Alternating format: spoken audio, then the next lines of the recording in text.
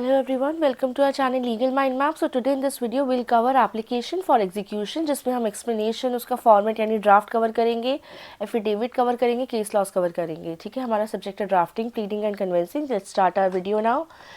So हम example से समझते हैं. जैसे हम एक केस स्टडी कर रहे हैं, जैसे कि मिस्टर ए है और मिस्टर बी के बीच ही केस है. ठीक है, the first party is A and then B.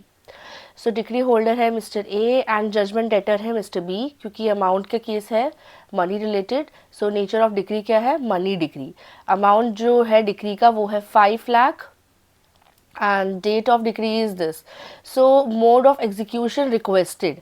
ठीक है, अब मैं आपको अभी यही समझा रही हूँ, आप थोड़ा सा पेशेंटली इस एग्जाम्पल को समझना, आपको ये पूरा टॉपिक समझ में आएगा. ठीक है, अटैचमेंट और एंड सेल ऑफ प्रॉपर्टी. सो अब इसमें क्या है, एग्जीक्यूशन क्या होता है. सबसे पहले तो एग्जीक्यूशन होता है किसी चीज़ को एग्जीक्यूट करना. ये कोई ऐसा नया वर्ड नहीं है लॉ स्टूडेंट्स के लिए, और ये स्कूल में भी हम पढ़ते आए हैं. Execution is to execute something, कोई चीज़ को करना.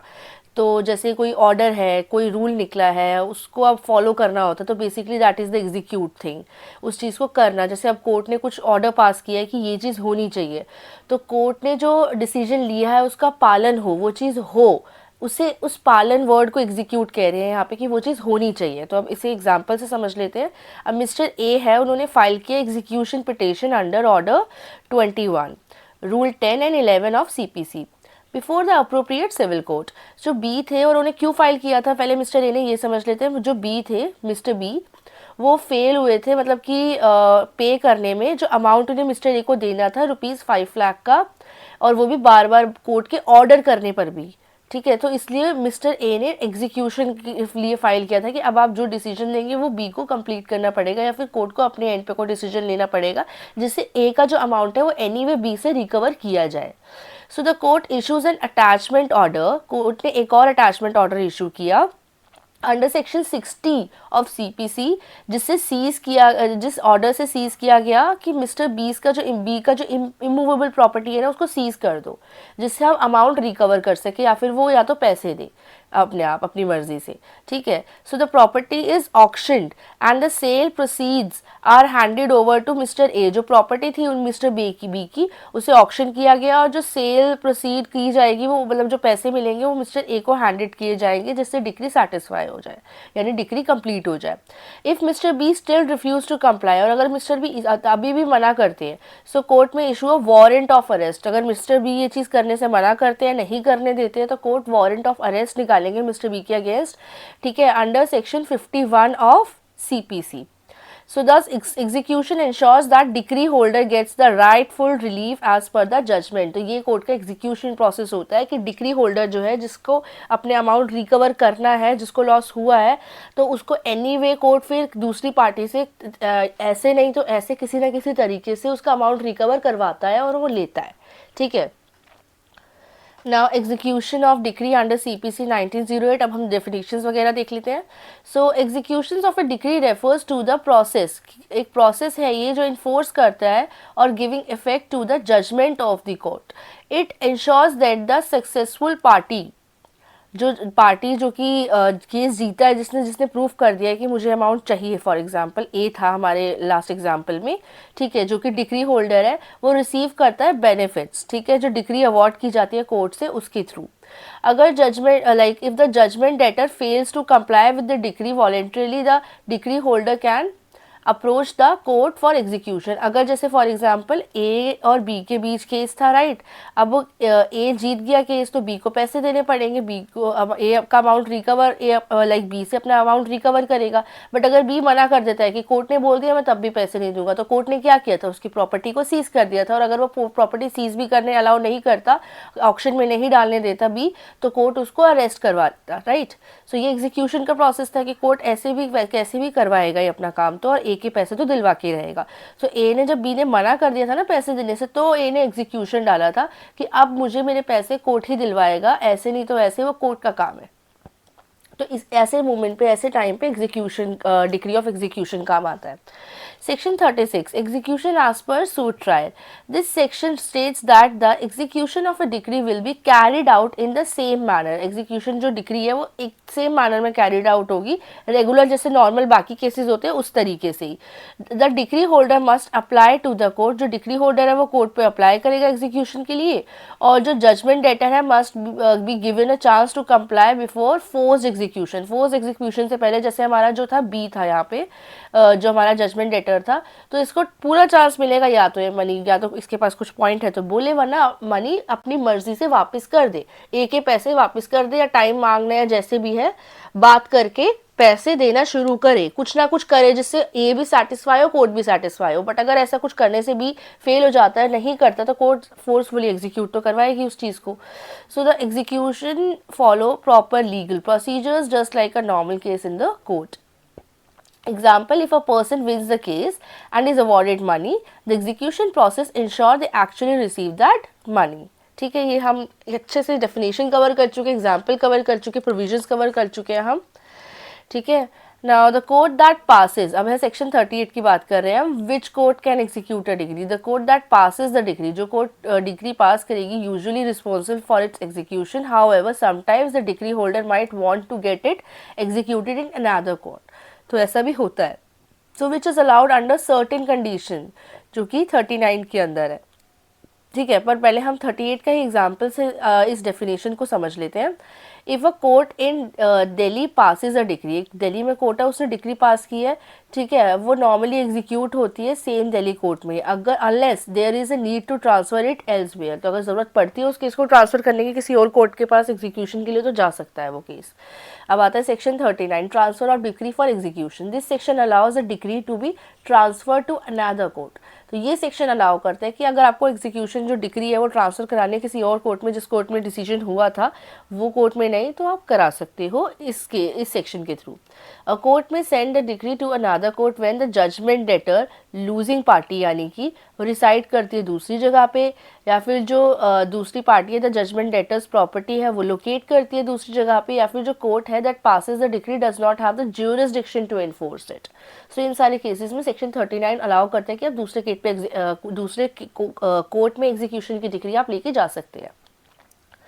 Then example, if a court in Delhi issues a decree but the judgment debtor has property in Mumbai, so the decree can be transferred to Mumbai court for execution. तो I hope आपको यहाँ से बहुत clearly समझ आ गया होगा. This is enough, like आप अच्छे से explain कर सकते हैं अगर ये 5 मार्कर्स में आ जाता है तो, और बहुत आराम से आपका हो जाएगा इसमें भी. एंड हमारा फिर आता है सेक्शन 51, मोड्स ऑफ एग्जीक्यूशन. क्या क्या मोड्स है, विच इज़ वेरी इंपॉर्टेंट, ये इंपॉर्टेंट मार्क कर देती हूँ मैं, आ भी जाता है. सो 5 मोड्स है, 5 वेज है. Okay, by deliver of possession, कि if the decree is about property, अगर प्रॉपर्टी के रिलेटेड है वो डिक्री, सो जो कोर्ट है वो इंश्योर करेगा कि प्रॉपर्टी जो है वो हैंड ओवर कर दी जाए जो भी उसका राइटफुल ऑनर है उसको. ठीक है. बाय अटैचमेंट और सेल प्रॉपर्टी, अगर judgement debtor does not pay money decree, so there property can be seized, जो हमने अपने एग्जांपल में देखा था. This is one of the way to execute. By arrest and detention of civil prison, अगर कोई judgement debtor है वो डेलिबरेटली रिफ्यूज़ करता है कि वो कोर्ट के ऑर्डर को नहीं मानता, तो उसको जेल भेज देते हैं. By appointing a receiver, if necessary, the court can appoint a person receiver to manage the debtor property and use it in its income to pay the decree holder. ये भी अच्छा तरीका है. By any other suitable method, कोई भी और भी suitable, मतलब कोर्ट के पास थोड़े तरीके होते हैं, मतलब डिपेंड करता है वो केस पे कि मनी रिकवरी या प्रॉपर्टी का है, किस चीज़ का केस है, किस टाइप की रिकवरी है, कितना अमाउंट है, किस तरीके से निकाला जा सकता है, कहाँ से लिया जा सकता है उस पर्सन से, ये सारी चीज़ें मैटर करती है. ठीक है. Then we have example, if a person refuses to vacate a house, अगर एक पर्सन अपना घर खाली करने से मना कर रहा है कोर्ट के ऑर्डर के बाद भी, so court can send police officer to remove them and hand over the house to the rightful owner. Now section 60, properties that can be attached when the court orders execution through attachment of property. जब ये court है वो order करता है execution attachment of properties के through, तो सम properties can be attach, तो कुछ प्रॉपर्टीज़ उसमें अटैच होती है, बाकी अदर जो है वो प्रोटेक्ट की जाती है, other are protected from attachment. जैसे कि property that can be attach, एक बार इसे इधर ना जाके इधर से समझ लोगे तो आपको ज़्यादा ईजी रहेगा। If a person refuse to pay a डेप्ट, एक पर्सन है वो डेप्ट पे करने से मना कर देता है कोर्ट के ऑर्डर के बाद भी, तो उनकी जो कार या फिर उनका जो हाउस होता है ना उसे सीज कर लिया जाता है और सोल्ड किया जाता है, उन्हें बेचा जाता है टू रिकवर दैट मनी। ठीक है, but there basic living needs जैसे कि bed, cooking utensils can not be taken, तो ये सारी चीज़ें नहीं ली जाती, ये सब उन्हें दे दी जाती है, क्योंकि कोर्ट को सिर्फ उतना ही पैसा चाहिए जितने से काम बन जाए, रिकवर होना चाहिए सामने वाले का पैसा। तो अगर उनके घर से ही, फॉर एग्जांपल उनके घर से ही काम चल पा रहा तो कोर्ट उनकी कार भी नहीं लेगा, और उनके घर और कार जोड़ के इन दोनों से काम चल पा रहा तो कोर्ट उनके घर की चीज़ों को नहीं यूज़ करेगा, उसकी पर्सनल बिलोंगिंग्स को, क्योंकि इतने में ही उनका जो अमाउंट है, कोर्ट जो अमाउंट चाहता था वो उसे मिल रहा है। ठीक है, सो ये लिखा है 60 में। Now Section 74, preventing resistance to execution. This section ensures that no one can obstruct or resist the execution of a decree.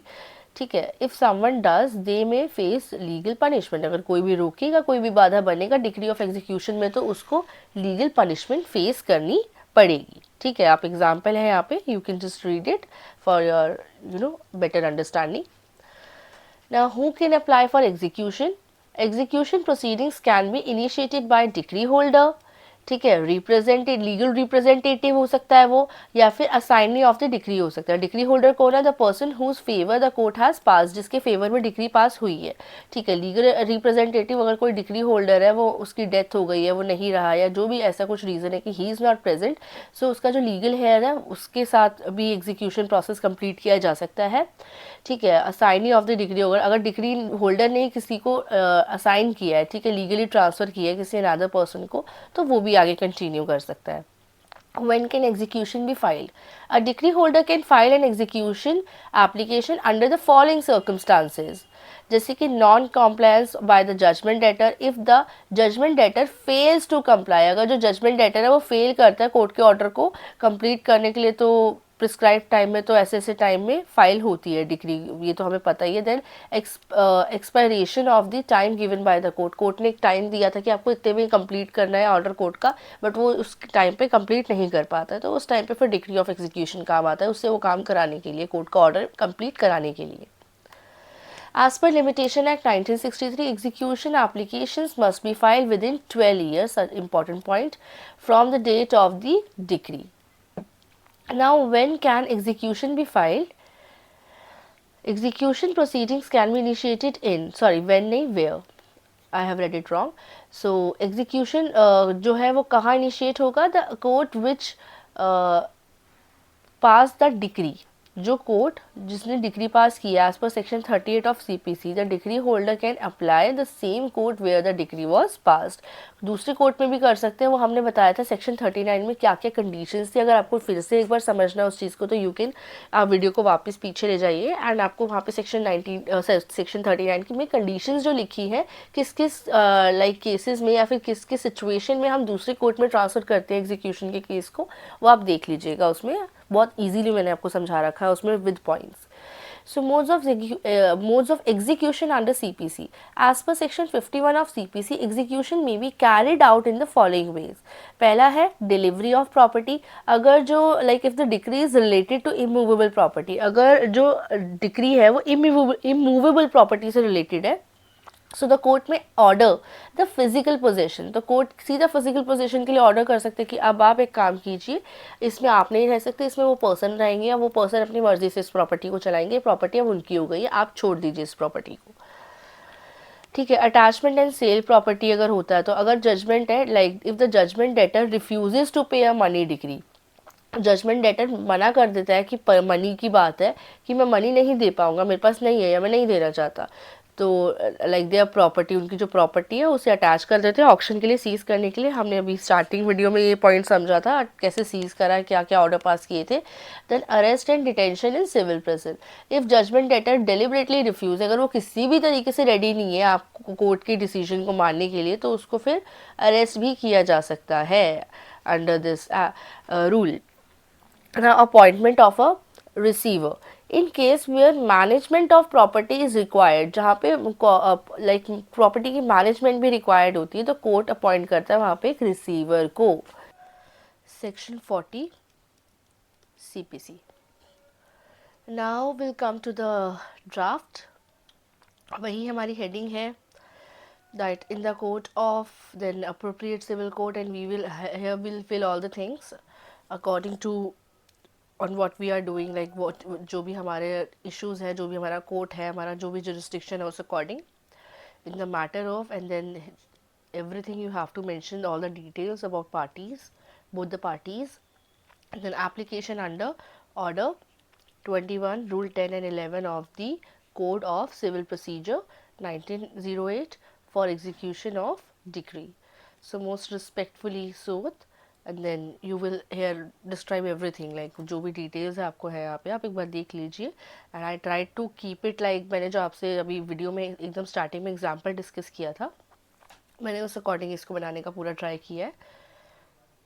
But आपको इससे एक आइडिया मिल जाएगा how you have to write and what all you can mention, because आपको जो decree pass हुई है court की, उसकी date, time and all the important things to prove that decree की ऐसे ऐसे पास हुई रिलेटेड टू दैट डिग्री, ये सब भी आपको लिखना पड़ेगा इसके अंदर, आपको बताना पड़ेगा कि ऐसे ऐसे कोर्ट ने किया है।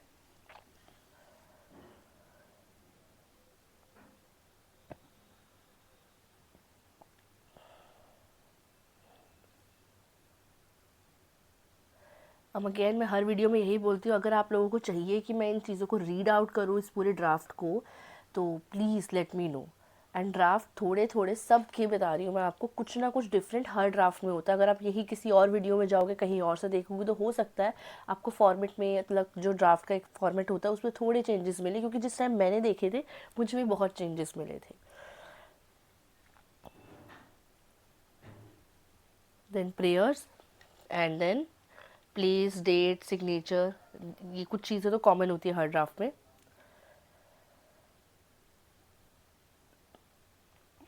देन एफिडेविट, अगेन एफिडेविट में भी you have to mention everything, almost affidavit का फॉर्मेट सेम ही होता है।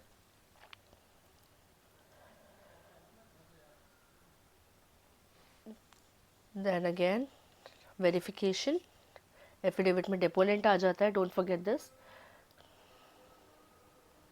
Role of arrest and imprisonment in execution, ये तो हम सबको पता, हम इस वीडियो में भी पढ़ते भी आया कि अगर एग्जीक्यूशन कराना है और आसानी से बात नहीं बन रही है तो अरेस्ट तक भी बात पहुंच सकती है।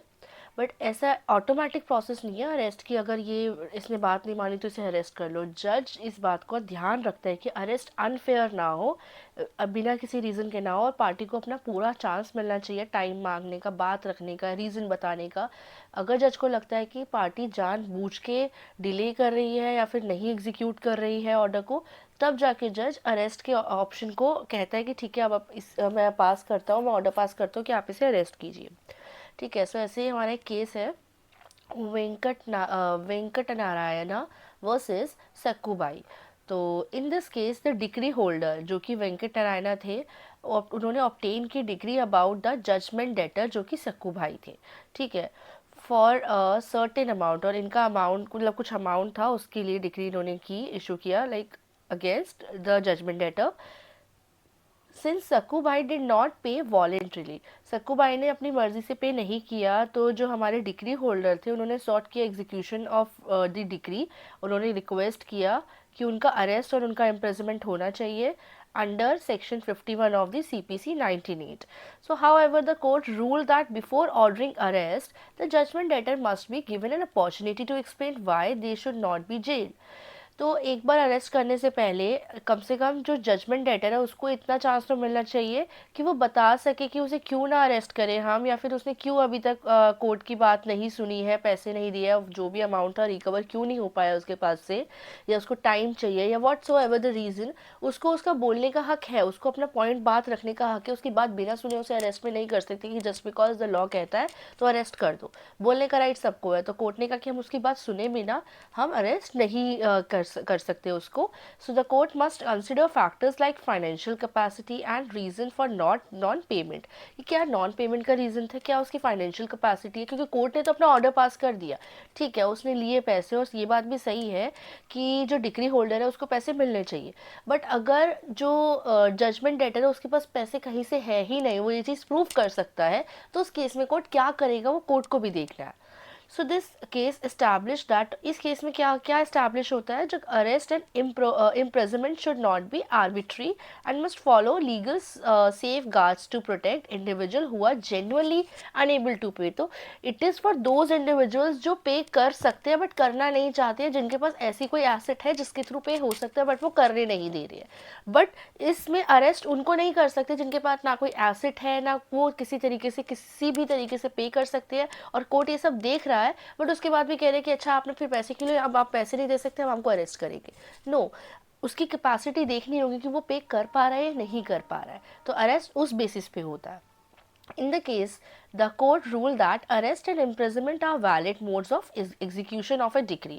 However, before sending a judgment debtor to jail, the court must give him an opportunity to explain. तो this is very important, opportunity मिलनी चाहिए explain करने की कि वो क्यों arrest ना हो, ठीक है. सो इंपॉर्टेंट थिंग्स जो की टेक अवेज है you can take from this judgment: arrest and imprisonment should not be arbitrary. Judgment debtor must given a chance to prove his financial condition. The court must consider several factors, जैसे कि उसका financial status, जो उसका financial capacity है, before passing an arrest order. So all these things are important in this case, जो आपको ध्यान रखनी है. ऐसा नहीं है कि लॉ बन गया है कि अगर पर्सन नहीं मान रहा तो हम अरेस्ट करेंगे तो अरेस्ट हो गया. थिंग्स टेक टाइम, हर चीज़ को टाइम मिलता है, दिया जाता है, और हर किसी को राइट है टू स्पीक, उनका पॉइंट और उनका साइड भी देखा जाए, चाहे वो गलत ही क्यों ना हो. नाउ ऐसे ही कुछ सपोर्टिंग केस है जिन्हें आप चेक कर सकते हैं. जैसे इसमें इम्प्रिजनमेंट की बात कंफर्म की गई थी, ऐसे इसी के ही सपोर्टेड केस है ये, ठीक है. ऐसे इस केस को सपोर्ट किया था Viswanathan versus Karnataka bank limited ने, जिसमें debtor should not be arrested if they genuinely do not have money to pay. Then Patna Venkataraman versus Vangatla Appa Rao, may be मैं प्रोनाउंसिएशन में थोड़ा सा गलत बोल रही हूँ, 2010, held that a degree holder can choose any method. Degree holder क्या कर सकता है, एनी मेथड चूज कर सकते हैं एग्जीक्यूशन का, अरेस्ट के इंक्लूड भी. Just because the judgment debtor is salaried employee does not mean his salary alone must be attached. And he has the means to pay but refuses, he can be arrested. तो अगर just because जो judgment debtor है वो salaried employee है, तो इसका मतलब ये नहीं है कि उसकी सैलरी को सिर्फ अकेले उसकी सैलरी को अटैच करेंगे.